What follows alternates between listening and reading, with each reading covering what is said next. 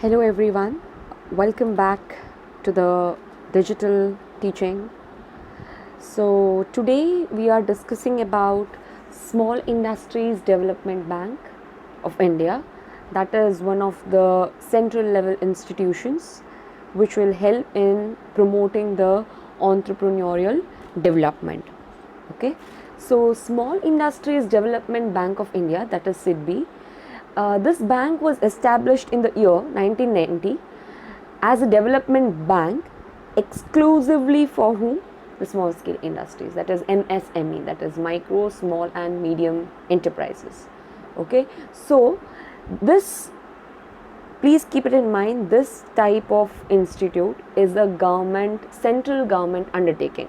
Okay, now the main aim of SIDBI is to promote and to develop the small industries. Now, how are they going to promote and develop the small industry? Is that they provide them the valuable factor of production and the finance. Finance is very, very important. Okay, so they supply finance, that is both the long-term finance as well as the short-term finance to the small entrepreneurs. Now, how is the financial assistance scheme of SIDBI? Let's do it. Now we have already told you that I have already told you that they provide the long term and the short term finance. How? Okay, so loan assistance is given to the institutions so that the marketing avenues can be found, providing the market or marketing avenues to the small entrepreneurs. The next thing is they provide the loan assistance to the ancillary units and also for the up-gradation or the modernization of technology. Loan assistance is given to NSIC and the loan assistance is given to the private companies which function on the contract basis. So all these things come under the financial assistance schemes of SIDBI, that is SIDBI. Okay, so the next topic is objectives of SIDBI. First thing is technological upgradation and modernization. So SIDBI takes or initiates steps for the upgradation of the technology and the modernization of the existing units. Now, how do you modernize the existing units? You can modernize the existing units by improving or enhancing the quality of the technology. So that is what they meant, that is the technological upgradation. Okay, next thing is marketing of SSI sector products. Now, how do you market the SSI sector products? There are various distributional channels, marketing strategies. Now SIDBI, they expand the channels for marketing of SSI sector products not only in India but also abroad. They promote the employment oriented industries. Okay, the SIDBI promote employment oriented industries in semi-urban areas and they check the migration of the population to big cities. Next topic, functions of SIDBI. Development and equity support to small and tiny industries. They provide equity support, developmental support to the small scale industries, the tiny industries, ancillary industries, cottage industries. Second thing it does is it provides a working capital. Now, how do they provide working capital? Is through a single window scheme. What do you mean by a single window scheme? Single window scheme is nothing but a single point of source, where at this point of source, single point of source, all the information is given to the entrepreneurs. So because of this, what is going to happen is efficient processing, effective processing is going to happen. Okay, so and SIDBI, mind you, this is the principal institution, and now why this institution is formed? It's because it is rendering or it is helping in the growth of MSME, that is micro, small and medium enterprises. So they basically meet the credit needs of the small industries in India. Now this is the Apex Bank. Now how do they function? Not only directly but indirectly. Direct and indirect. Direct means directly giving them the finance or giving them the money, but indirectly also the SIDBI provides or functions in the economy. Apart from this, now direct, I have told you how directly they provide the finance to the entrepreneurs or small industries, cottage industries.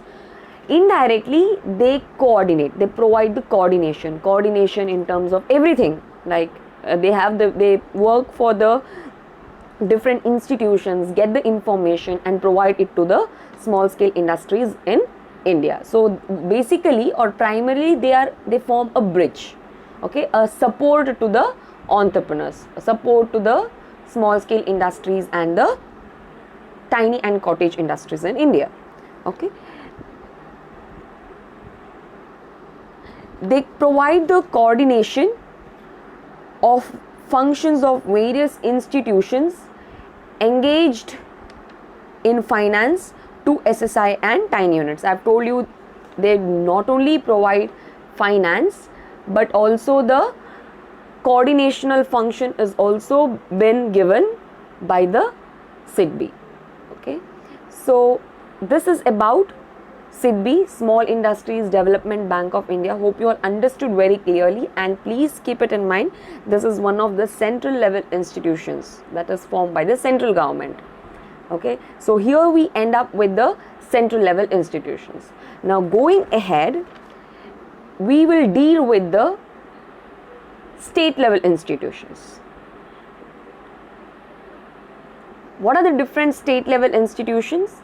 First one is DIC. We have already dealt it many times. I have explained this concept to you in the last sem as well, but let us refresh it. Okay, DIC, it's nothing but District Industries Center.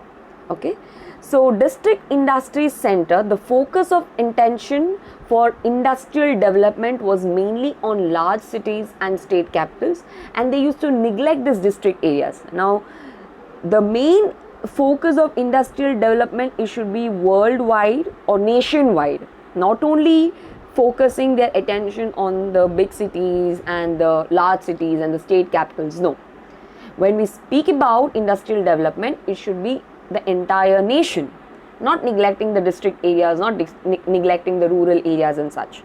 So that is why, okay, district industry centers was formed. Now district industry centers were established in May 1978 so that they cater the needs of the small units. Okay, so in order to cater the needs of small units in the backward regions and the rural areas, this initiation was taken up. So DIC was to initiate the promotion of small industries and cottage industries, just like the others, but the main thing is their aim was to create a better entrepreneurship, especially in the rural areas and the backward areas of the countries.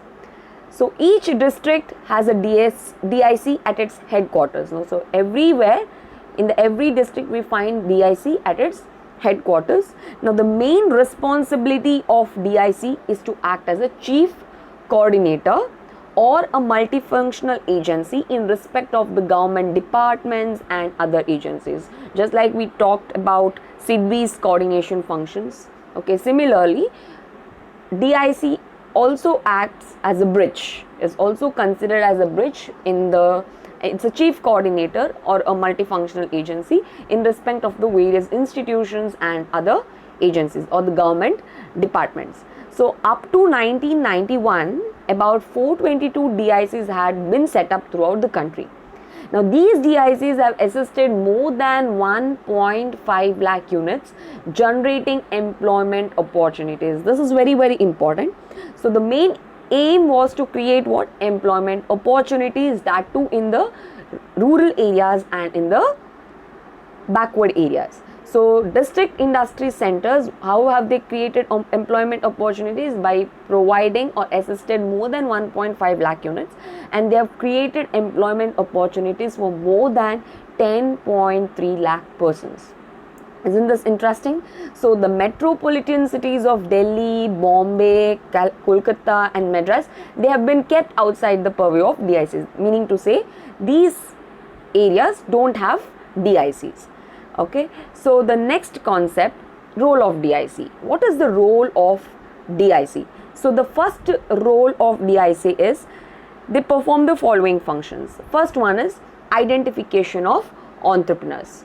So DIC develops the new entrepreneurs by conducting the entrepreneurial motivation programs, that is EMP, EDP. So these DICs, what do? How do they identify the entrepreneurs? Is they conduct these EMPs, that is entrepreneurial motivation programs, throughout the district, especially in the Panchayat Union headquarters and small towns. This is how they find out the potential of the entrepreneurs, that is the identification of the entrepreneurs. Second thing is selection of the projects. Selection of the projects, in this case, what the DIC does is they offer technical advice to the entrepreneurs. Now, what kind of technical, what project is suitable for them, what is good for them and what is bad for them in terms of business, in terms of project identification, that will be done, or technical advice will be given by DIC to the potential entrepreneurs. Moving on, provisional registration under SSI. Now, after you select the entrepreneurs and then selecting the projects for them, you in the sense, the DICs, what do? They help the entrepreneurs in getting the provisional SSI registration, the temporary accessional registration, which is essential for obtaining the assistance. Now, if you all want to get loans or financial assistance from any of the banks or from any of the financial institutions, this registration or the provisional registration is very, very important and mandatory. And that is why DICs will help the small entrepreneurs or the rural industries or the cottage industries in claiming the small or the SSI provisional registration. Okay. Next, purchase of fixed assets. Now, what are the different fixed assets? Your plant and machinery, all those things will come under the fixed assets. So here again, see, small scale industries will not be very much financially equipped so that they can buy the land, building and purchase plant and machinery, isn't it? That is why what do the DIC do is they sponsor the loan applications on behalf of the entrepreneurs. Okay, so they send this loan application or sponsor this application to the various institutions like your banks, SIDBI, SIDCO, okay, to the various financial institutions. They send your loan applications. If the loan application is sanctioned, this will help you in purchasing of the land and the buildings, and it will help you in purchasing of the plant and machinery.